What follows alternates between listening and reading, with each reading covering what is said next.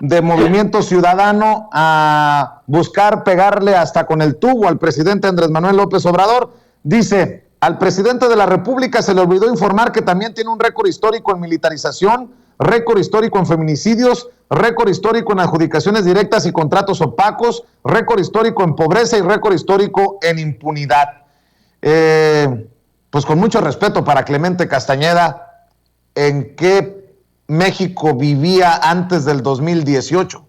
En el tema de los feminicidios, yo sí considero, como el presidente Andrés Manuel López Obrador, que antes no se tipificaba o no se clasificaba o se contabilizaba como hoy se hace. Sobre el récord histórico en pobreza, impunidad y contratos opacos, pues nada más habría que darse la vueltecita por los contratos otorgados por el gobierno de Enrique Peña Nieto, de Felipe Calderón en temas de seguridad nacional y Enrique Peña Nieto a las OHL, a las Odebrecht y a todas estas empresas. Pero bueno, cuestión de enfoques, y creo que el pueblo no ve lo que ve Clemente Castañeda, Ramiro. Le voy a cantar su canción a Clemente Castañeda. Ahí va, mira, movimiento nalgancha, movimiento por el ano, o sea, por ahí piensan estos pendejos. Pórtate bien, Ramiro.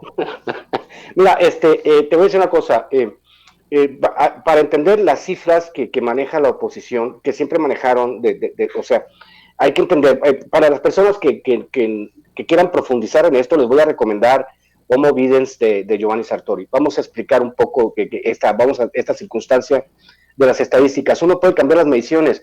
De hecho, hubo muchas críticas por la manera, por ejemplo, en cómo se estudiaba la pobreza en México. Era obvio que tú dices, vamos a abatir la pobreza se ha abatido en un 20%, ¿y cómo le haces?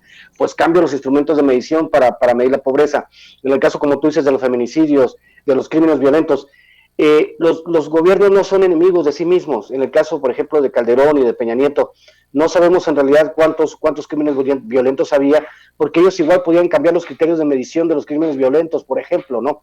Entonces, cuando ellos dicen y se llenan la boca hablando de récords violentos, no sabemos en realidad cuántos crímenes había en el pasado, porque ellos podían manipular las cifras como ellos querían.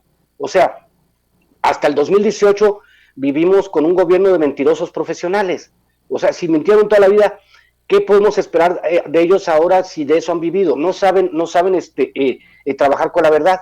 Yo he dicho, si el presidente llegó tan lejos, llegó a presidente y derrotó de manera tan aplastante a la oposición, es precisamente porque el cuate no tiene ningún incentivo para mentir.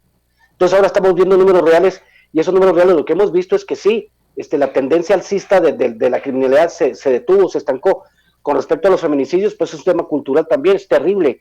Por ejemplo, lo que sucede en Ciudad Juárez, que sigue habiendo feminicidios, pero ya no son tan importantes, de ese tamaño la tragedia que vivimos en el país.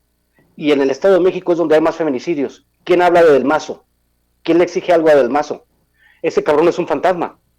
En cambio, si sucede algo en la Ciudad de México, todo el mundo se tira, Sheinbaum, eres represor y todo eso. ¿Y Del Mazo qué? Del Mazo es el verdadero florero de este país.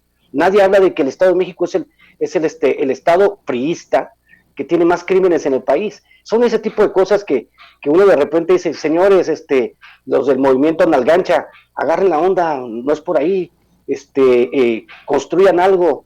Ustedes siguen el estilo de, no sé si recuerdas a Bora Milutinovich, el entrenador de la selección nacional, decía, nosotros no podemos crear juego, pero sí podemos destruir el juego del oponente. Y eso es lo que hace la oposición, nomás tirar patadas a lo pendejo, pero pues el presidente ya cuando tiene una patada, el presidente les metió 3 goles. Yo digo, ya paren esta masacre, pero pues no, nos quedan 3 años de masacre contra la oposición, mi querido Vicente. Así es, y oye, precisamente